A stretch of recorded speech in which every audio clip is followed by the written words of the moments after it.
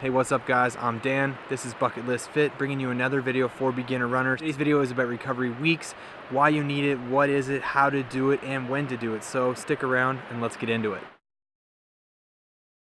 A recovery week is simply just a week where you lower the volume, lower your long run length, and give your body time to recover from the last couple weeks of hard work.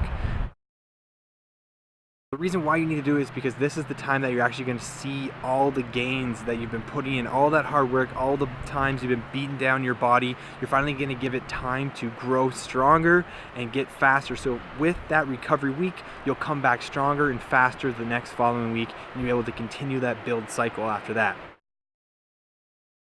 So how to do a recovery week is actually quite simple. What you do is you take about 30 to 40% off the volume of running that you did the last week. So whatever kilometers or miles that you did last week, take 30 to 40% off that. And also whatever long run that you did last week, take 30 to 50% off of that run and do that for this week's long run. Another key for the recovery week is that you're going to lower your intensity of the majority of your run. You still do a couple runs that have a little bit of intensity. The overall mantra for the week should be lowering the intensity of your runs and giving your body time to recover. A good analogy for recovery weeks is like climbing Mount Everest. So for the people that climb Mount Everest, they always climb up a little bit and they stop and they give their body time to acclimate to that weather and to that new altitude. The reason for that is your body needs time to adapt. It's the same thing for running. As you're increasing the volume, as you're increasing the intensity of your runs, of your training plan, you need time to adapt to that new training and time so you can improve even further from that. That is the importance of the recovery week. There are 3 different options for a recovery week. You can do a 3-week cycle, 4-week cycle, or 5-week cycle. The most common one is the 4-week cycle. So that means what you're gonna do is you're gonna do 3 weeks in a row of building up your volume and building up your long run. And on that 4th week, you're gonna add in that recovery week where you lower the volume and lower the long run. If you're not really too sure where to start, I'd recommend starting with the 4-week as it is the most common one. The other 2 options are for special cases.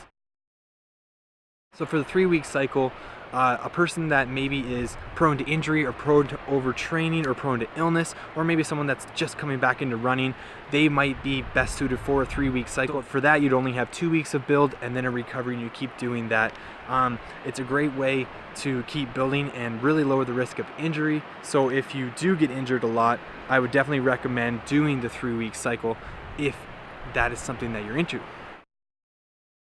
There's the 5-week cycle. So that's for the crazies, the elites, the people that are used to doing huge miles, and they've proven in the past that they can handle that type of building on top of each other without risking injury. Then yeah, I'd say go for the 5-week cycle. Also for people that have very low volume and they do a lot of HIIT workouts, you could do a 5-week cycle as well, just because the volume is a lot lower. So that's something that you might be interested in. But definitely don't think any less of yourself if you're gonna go to the 3-week cycle. It is way better to do a 3-week cycle and not get hurt and keep building than it is to do a 4-week or a 5-week cycle if you're maybe not meant for it and to get hurt, say, every 2-3 months. It's really not worth it to try to rehabilitate and come back at it. It's way better to just not be hurt. So that is recovery weeks. That is your recovery long run. Basically, in a nutshell, make sure you're implementing them into your training so you can keep getting stronger, keep getting faster, and really, in the end, keep enjoying running. So thanks a lot for watching. Be sure to subscribe to keep getting tips for beginner runners, for new runners, and I'll see you in the next video.